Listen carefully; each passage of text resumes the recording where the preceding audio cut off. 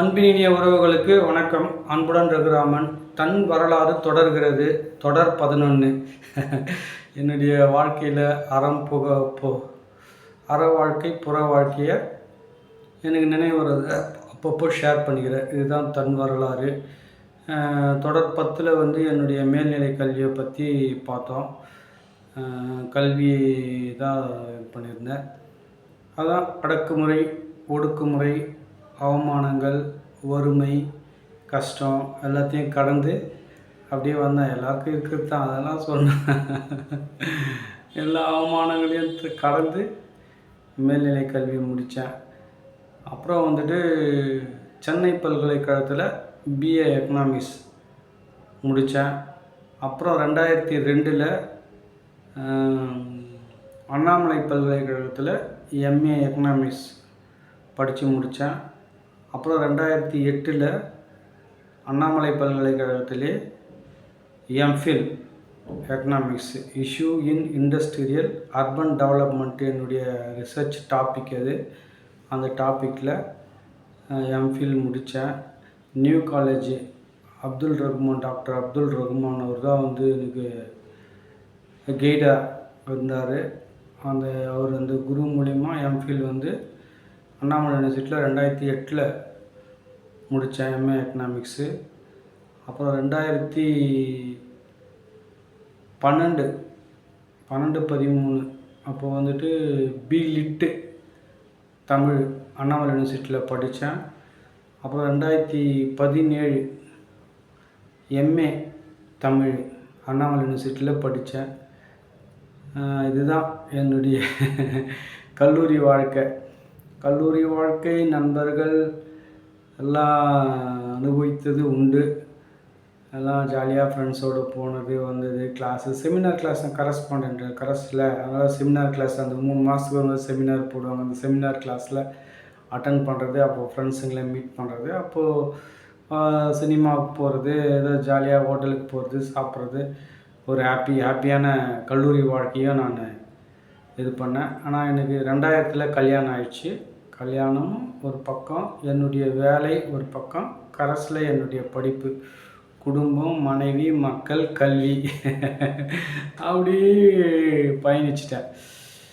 அதான் மனைவியும் படிக்க வச்சேன், பசங்களுக்கும் படிக்க வச்சேன்.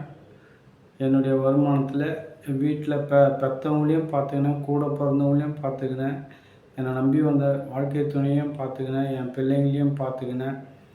என்னால் முடிஞ்சதை சமுதாயத்துக்கும் ஒரு தொண்டும் செஞ்சுட்டு அப்படியே சோசியல் சர்வீஸும் பண்ணிவிட்டு அப்படியே சங்க வழிபாடு, சங்கத்தினுடைய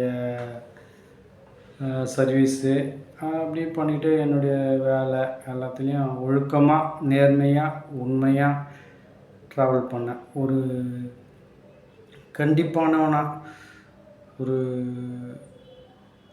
கண்டிப்பாகவே இருப்பேன். நான் எப்போவுமே ஒரு மாதிரி கோபத்தோடு இருக்கிற மாதிரி இருப்பேன்.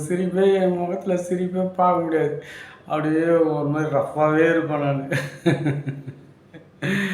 அப்படியே என்னுடைய வாழ்க்கை போச்சு. அதான் 10th ஃபெயிலான நான் என்னுடைய வறுமையினாலும் அடக்குமுறையினாலையும் முட்டுக்கட்டை நிறைய இருந்துச்சு. அதெல்லாம் சகிச்சுக்கிட்டு அதெல்லாம் கடந்து நானே சம்பாரித்து, நானே படித்து, நானே வரணும் அப்படின்னு சொல்லிட்டு எல்லாத்தையும் பண்ணிவிட்டு படிக்கவும் படித்தேன். ஒரு 10ஆம் கிளாஸ் ஃபெயிலான நான் எக்கனாமிக்ஸில் எம்ஃபில் வரைக்கும் படித்தேன். தமிழில் பி லிட்டு எம்ஏ படித்தேன். இதுதான் என்னுடைய கல்வி. அது படிச்சுட்டு அப்படியே எல்லாத்தையும் பார்த்துட்டு வந்தேன். இதுதான் என்னுடைய கல்லூரி வாழ்க்கை. இதில் இடையில நம்ம சங்க பணிகளும் பண்ணிவிட்டு அப்படியே ட்ராவல் பண்ணிட்டு இருந்தேன். கொஞ்ச நாளாக எனக்கு உடம்பு முடியல, அதனால் நான் வீடியோ போடல. அதான் இப்போது வீடியோ போட்டிருக்கேன். இதையே ஷார்ட் பண்ணிட்டேன். ஃபுல்லாக நிறைய சொல்லலாம். என்னுடைய கல்லூரி வாழ்க்கை எப்படி, என்னுடைய 12th என்ன ஏதுன்றதெல்லாம் இன்னும் டைம் கிடைக்கும் போது, விருப்பப்படும் போது கமெண்ட் வந்தால் அதெல்லாம் நான் ப்ரீஃபாக எக்ஸ்பிளைன் பண்ணுறேன். இதை நான் ஷார்ட்டாக முடிச்சிட்டேன். இத்துடன் இந்த காணொளியில் என்னுடைய கல்வி பற்றி நான் இது பண்ணிக்கிறேன். அப்புறம் ஜெயா காலேஜில் பிஎட் கூட படித்தேன்.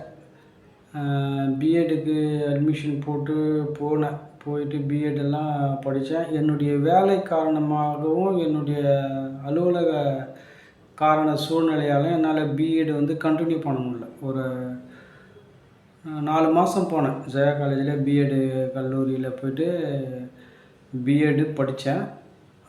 2014 தான் படித்தேன். அது என்னால் தொடர முடியல. அதனால் அது ட்ராப் அவுட் ஆகிட்டேன் பிஎட்டு. இதுதான் என்னுடைய கல்வி. ஆனால் நிறைய புக்ஸ் எல்லாம் படிப்பேன். அம்பத்தூர் லைப்ரரியில் போய் புக் எடுத்து படிப்பேன். கன்னிமரா லைப்ரரியில் போய் புக் எடுத்து படிப்பேன். மெம்பர் ஆகிட்டு இருந்தேன். ரெடில்ஸ் நூலகத்தில் போய் படிப்பேன். அங்கே வடகரையிலே வடபெரும்பாக்கம் அங்கே ஒரு நூலகம் இருக்குது. அந்த நூலகத்தில் போய் படிப்பேன். நூலகத்துக்கு போய்ட்டு டெய்லியும் அடிக்கடிக்கு நூலகத்துக்கு போவேன். எனக்கு டைம் இருக்கும்போதெல்லாம், ஃப்ரீயாக இருக்கும்போதெல்லாம் நூலகத்துக்கு போய்ட்டு உட்காந்து ஏதாவது எனக்கு தெரிஞ்ச புக்குங்களை எடுத்து, எனக்கு விருப்பப்பட்ட புத்தகங்களை எடுத்து வாசிக்கிறது உண்டு. வாசிக்கிற பழக்கம் எனக்கு திருத்தணிலேருந்தே அந்த கிளை நூலகத்தில் போய்ட்டு லைப்ரரி புக்ஸ் எல்லாம் எடுத்து படிப்பேன். பத்திரிகையிலையும் வாங்கி படிப்பேன். நாணய விகடன் வாங்கி படிப்பேன். அந்த மாதிரி பத்திரிகை கடையில் போட்டிருக்கோம் பத்திரிகை, அந்த தலைப்பு ஹெட்டிங் பார்ப்பேன். ஹெட்டிங் பார்த்தேன்னா எனக்கு ஏதாவது அட்ராக்டாக இருந்துச்சுன்னா உடனே அந்த புத்தகத்தை வாங்கி படிப்பேன். ராணி, குமுதம், கல்கண்டு, ஆனந்த விகடன், அதுலேயே புது புக்கெல்லாம் நாணய விகடன் அப்படின்னு சொல்லிட்டு நிறைய புக்குங்க வாங்கி படிப்பேன். நிறையா படிப்பேன். நைட்லலாம் கண்ணு முழிச்சு படிப்பேன். 1 மணி வரைக்கும், 2 மணி வரைக்கும்லாம் கூட படிப்பேன். 3 மணி வரைக்கும் கூட படிப்பேன். நம்ம பாட்டுன்னு படித்து கண்ணே பூத்து போயிடும். அந்த அளவுக்கு படிச்சுட்டே இருப்பேன். இதுதான் என்னுடைய ஒரு வெறி. நம்ம ஒரு 10th ஃபெயில் ஆகிட்டாலும் நம்ம படிக்கணும் அப்படின்ட்டு அப்புறம் அந்த அளவுக்கு படித்தேன் அப்படின்றத இந்த காணொலியில் பதிவு செய்து இத்துடன் முடித்துக்கொள்கிறேன். என்னுடைய தன் வரலாறு தொடரும். அடுத்த இதில் என்னுடைய சங்க பணிகளையும் என்னுடைய பொது வாழ்க்கை பணிகளையும் அடுத்த காணொலியில் தொடருவோம். நன்றி, வணக்கம்.